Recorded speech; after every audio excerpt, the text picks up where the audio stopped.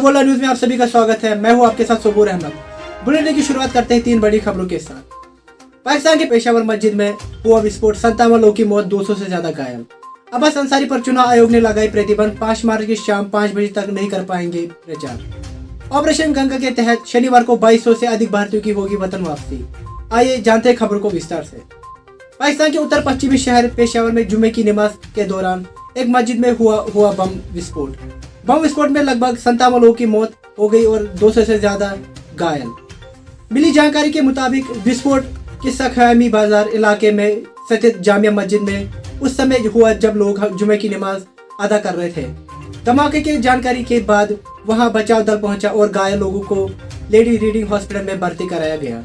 बचाव दल के साथ आसपास के लोगों ने भी घायलों की मदद की। बताया जा रहा है कि 10 लोगों की हालत बहुत गंभीर है। जानकारी के मुताबिक पेशावर की पुलिस ने बताया है कि इसमें 2 हमलावर शामिल थे। पहले दोनों ने मस्जिद में घुसने की कोशिश की, फिर रोके जाने पर पुलिस वालों को गोली मार दी। धमाके से पहले हुए गोलाबारी में एक पुलिस वाले की मौत हुई, वही अन्य जख्मी हुए। इससे पहले पाकिस्तान के कोटा में गुरुवार को धमाका हुआ था। इसमें पुलिस अधिकारी समेत 3 लोगों की मौत हो गई थी, वही 24 लोग घायल हुए थे। यह धमाका पुलिस वैन के आसपास हुआ था। बाद में मिली जानकारी के मुताबिक धमाके में 2 से 2.5 किलोग्राम विस्फोटक का इस्तेमाल किया गया। विधायक और बाहुबली मुख्तार अंसारी के बेटे अब्बास अंसारी विवादित बयान के बाद ADG law and order Prashant Kumar ने जांच कर कार्रवाई के आदेश दिए थी। इसके बाद उनके खिलाफ आचार संहिता उल्लंघन के मामले में सदर कोतवाली में मुकदमा दर्ज किया गया। एफआईआर होने के बाद चुनाव आयोग ने कार्रवाई करते हुए यह फैसला लिया कि अब्बास अंसारी अगले 24 घंटे तक कोई चुनाव प्रचार नहीं कर पाएंगे।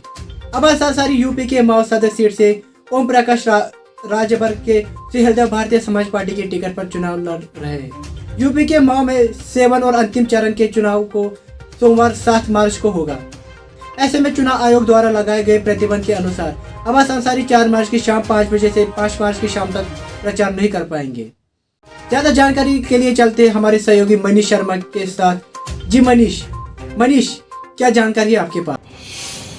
सबूर, मिली जानकारी के अनुसार अब्बास अंसारी आज प्रचार नहीं कर पाएंगे क्योंकि अब्बास अंसारी के विवादित बयान के कारण चुनाव आयोग ने उन पर प्रतिबंध लगा दिया है। दरअसल गुरुवार को यूपी के मऊ के पहाड़पुरा में अब्बास अंसारी एक रैली को संबोधित कर रहे थे। रैली संबोधन के दौरान एक विवादित बयान देते हुए अब्बास अंसारी ने कहा, अगर सपा और गठबंधन यूपी चुनाव जीतती है तो सरकारी अधिकारियों को 6 महीने तक ट्रांसफर पोस्टिंग नहीं की जाएगी। ट्रांसफर पोस्टिंग देने से पहले इन अधिकारियों पुलिसकर्मियों के जुल्म और अत्याचार का हिसाब किताब लिया जाएगा। उनके इस विवादित बयान के कारण ही वह प्रतिबंधों के घेरे में है। कैमरा पर्सन सदा फातिमा के साथ मैं मनीष शर्मा, वर्ल्ड न्यूज। रूस यूक्रेन युद्ध का आज 10वां दिन है। 10वें दिन भी भारत की सरकार अपने नागरिकों को यूक्रेन से सही सलामत बाहर निकालने के लिए लगातार कोशिश कर रही है।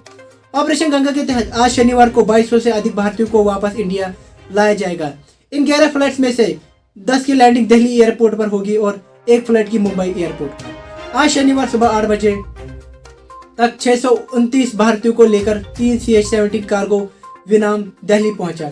इसके अलावा रोमानिया के सोसेवे में इंडिगो एयरलाइंस का एक विमान लगभग सुबह 7 बजे 229 भारतीयों को लेकर दिल्ली पहुंचा। रूस के हमले के कारण 24 फरवरी को ही यूक्रेन के हवाई क्षेत्र बंद कर दिया था। इसलिए भारत यूक्रेन के पड़ोसी देश रोमानिया, हंगेरी, स्लोवाकिया और पोलैंड से अपने नागरिकों को विमान के द्वारा बाहर निकाल रहा है।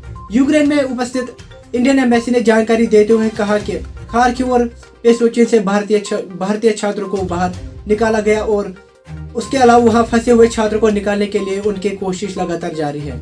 भारतीय छात्रों को बाहर निकालने के लिए आज शनिवार को पेसोचिन में बसें भी चलेंगी। साथ ही खतरे की घड़ी में खार्किव और पेसोचिन में फंसे भारतीय छात्रों को भारत सरकार के खर्चे पर खाने पीने की व्यवस्था भी उपलब्ध करवाई जा रही है।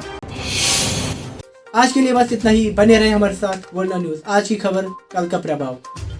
ज्यादा जानकारी के लिए हमारे चैनल को शेयर करें, सब्सक्राइब करें, कमेंट करें, लाइक करें।